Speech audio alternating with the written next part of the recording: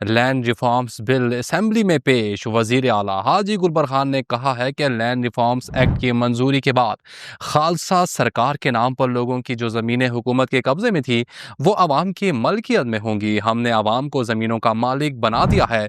Bill bureaucracy और establishment की तायीद और ताउन से असेंबली में पेश किया जा रहा है। उन्होंने पीर के रोज़ लैंड रिफॉर्म्स एक्ट असेंबली में पेश करने से कबल खिताब करते हुए कहा कि साबिक वज़ीर आला खालिद खुर्शीद के दौरे हुकूमत में एक मुसवदा तैयार हुआ था। एक मुसवदा अमजद हुसैन एडवोकेट का था और एक तीसरा मुसवदा ब्यूरोक्रेसी ने बनाया था। हमने एक कमेटी बनाई। कमेटी ने तीनों मुसवदों का जायजा लेने के बाद एक बेहतर मुसवदा तैयार किया।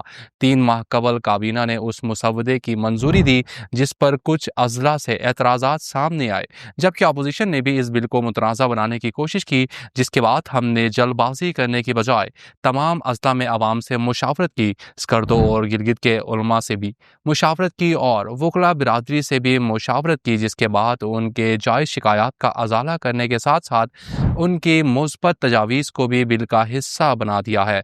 उन्होंने कहा कि अपोजिशन को इस तरह ऐवान से नहीं जाना चाहिए था। ये किसी एक ज़िला या किसी एक इलाके का मसला नहीं है, ये गिलगित बल्तिस्तान का मसला है। उन्होंने कहा कि गिलगित के क़याम से पहले से गिलगित बल्तिस्तान में खालसा सरकार का काला कानून लागू था। हमने इस बिल के ज़रिए इस काले कानून का खात्मा कर दिया है।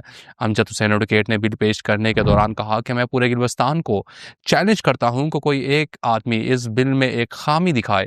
उन्होंने अपोजिशन की कुर्सियों की तरफ इशारा करते हुए कहा कि गिलगित का मफाद हम समझते हैं, ये अपोजिशन नहीं समझते हैं। ये मुनाफिक लोग हैं, ये नालायक और नाअहल लोग हैं, ये मुखलिस लोग नहीं हैं। ये गिलगित के अवाम को धोखा देते हैं और अपनी ज़ाती सियासत के लिए यहाँ आए हैं। उन्होंने कहा कि गिलगित बल्तिस्तान में आज एक तारीखी दिन है और गिलगित बल्तिस्तान से खालसा सरकार के काले कानून को ख़त्म करने का दिन है और इसका एजाज़ वज़ीर आला हाजी गुलबरखान और हुकूमती मेंबरान को हासिल हुआ है।